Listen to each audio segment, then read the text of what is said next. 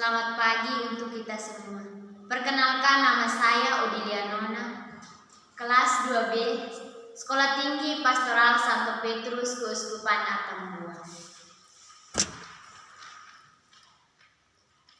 Saya akan menjelaskan pengantar katekese umat. Pengantar katekese umat dibagi menjadi 3 bagian, yaitu sejarah katekese umat, tujuan katekese umat, dan proses katekese umat. Sejarah katekese umat. PPKI 1 1977 muncul gagasan katekese umat sebagai arah katekese di Indonesia masa kini. PPKI 2 1980 kembali ditegaskan gagasan katekese umat dari PPKI 1 agar lebih operasional. PPKI 3 tahun 1984 pembinaan pembina katekese. PPKI keempat tahun 2004 masa pembicaraan tentang katekese umat.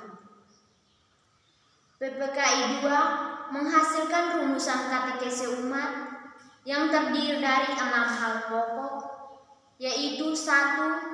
Katekese umat diartikan sebagai komunikasi iman, tukar pengalaman, penghayatan iman antara anggota umat atau kelompok umat. Yang kedua, dalam katekese umat kita bersaksi tentang pengantaraan Allah yang bersabda kepada kita akan pengantara kita menanggapi sabda Allah. Bagian ketiga, yang berkatekese adalah umat. Kristus menjadi pola hidup pribadi, juga pola kehidupan baik di kelompok basis, sekolah maupun perguruan tinggi. Katekese umat sering disebut katekese dari umat, oleh umat dan untuk umat. Bagian keempat, dalam katekese yang jemaat ini, pemimpin katekese bertindak terutama sebagai pengarah dan pelancar atau fasilitator. Pencipta suasana komunikatif. Yang bagian kedua, membangkitkan gairah supaya peserta berani berbicara. Bagian kelima, katekese umat merupakan komunikasi iman dari peserta sebagai sesama dari iman yang sederajat, yang saling bersaksi tentang iman mereka. Diperlukan beberapa hal yang mendukung, yaitu 1. Sikap saling menghargai satu dan saling mendengarkan. Yang kedua, suasana penuh ketabukan. Bagian keenam, tujuan komunikasi iman dalam katekese umat adalah supaya dalam terang Injil kita semakin meresapi arti pengalaman kita sehari-hari. Yang kedua, kita bertobat kepada Allah dan semakin menyadari kehadirannya dalam kenyataan hidup sehari-hari. Yang ketiga, semakin sempurna bermain berharap mengharapkan cinta kasih dalam Kristiani kita makin dikukuhkan. Yang keempat, pola kita makin bersatu dalam Kristus, makin menjemaat, makin tegas mewujudkan tugas gereja setempat dan mengokohkan gereja semesta.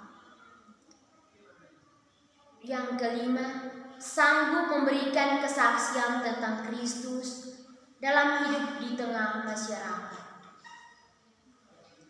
Berdasarkan rumusan PPKI 2 tersebut, dampak beberapa katekese umat yang diperhatikan, yaitu 1. Subjek katekese umat adalah umat atau peserta. Yang kedua, berguru pada Yesus Kristus sebagai jalan, kebenaran, dan kehidupan. Yang ketiga, yang dilakukan dalam katekese saling membantu atau sharing, menggalikan makna hidup dalam terang Injil. Yang keempat, hasil yang diharapkan, yaitu menjadi saksi-saksi Kristus yang mampu meresapkan nilai-nilai Injil di lingkungan. Tujuan katekese umat: 1. Membawa umat sampai kepada perjumpaan pribadi dengan Kristus melalui perjumpaan hati dan budi dengan saudara-saudara seiman. Yang kedua, membentuk dan membina jemaat Kristiani, mengembangkan sikap-sikap dan skisma pribadi untuk melayani sesama. Proses katekese umat. Langkah pertama, proses mengamati dan menyadari suatu fenomena tertentu dalam masyarakat yang kita anggap sebagai katekese.